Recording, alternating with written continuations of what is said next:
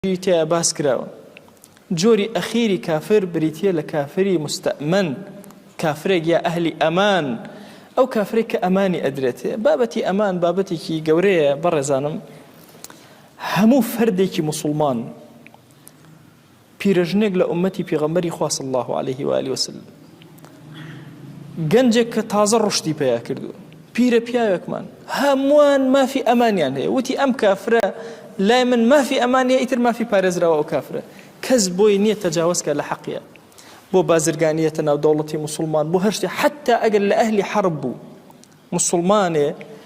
هاد ئیجارەی ئەم کەسەی کرد وتی کاکە ئەمە من ئیجارەی ئەم کەسە ئەەکەم تاو ئەم کەسە تاو پارێزرا و سەلامەتە یەتە ناو دەوڵەتی موسڵمانانەوە پێغەمبەری خوا صلی الله عليه و آله وسلم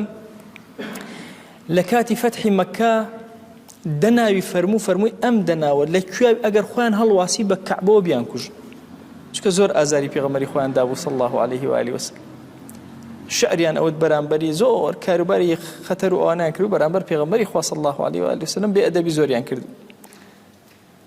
ئیمامی عوسمان معاهدەی کەسێکی کرد یەکێک لەمانە ئەم هات ئەمانی دایە پێغەمبەری خوا صلی الله عليه و آله وسلم ئەمری کردو بە کوشتنی ئەمانەتەکەی سەیدنا عوسمان خواردی و کەسەکە نەکوژرا ئازاد و لە ڕوایەتێکە هاتووە ئافرەتێک هات ئەمانی دا بە کەسەکە دواتر پێغەمبەری خوا صلی الله عليه و آله وسلم بڕیاری کوشتنەکەی لەسەر لابرد و هەڵی گرت طبعا لەو دە کەسە تەنها دوو کەسیان کوژان هەشتیان دواتر بەهۆی ئەمان و ئەمنەوە کە پێیان درا هەر هەمویان ئازاد کران و هەمووشیان موسڵمان بوون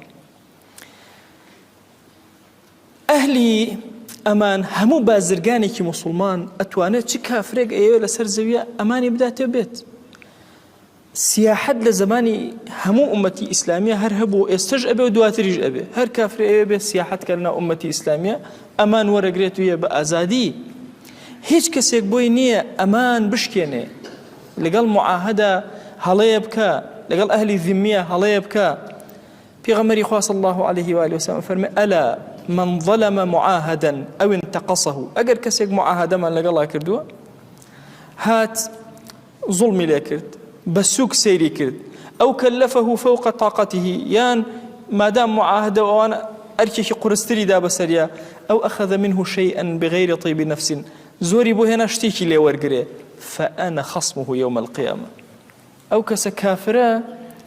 للرجي قيامة نايا دعوة لستوقيتك پێغەمبەری خوا صلی الله عليه و آله وسلم ئەبێتە خەسمی تۆ لە ڕۆژی قیامەت بۆیە سوفەڕای دووەل کە لەناو دەوڵەتی ئیسلامیە تەواجودیان ئەبێ و ئەمنیان ئەدرێت کەسێکیە بۆ بازرگانی بەیانی کافرێکی ئەمان وەرەگرێ و لەناو ئێمە لە پشتەری ئێمەوەدا ئەنیش لەگەڵ ئەمریکا ئێمە جەنگمانە و کابرایکی ئەمریکیە لە بۆ خۆی ماڵی خۆی دائەنێ هیچ موسڵمانێک دەسی بۆ نا بەحەقی نییە بەسەری چونکە ئەوە لە ذیممەی پێغەمبەری خوایە صلی الله عليه و آله وسلم کە بە پێ ڕوایەتەکان بە توڵ و تەفسیل و درێژی باس کرا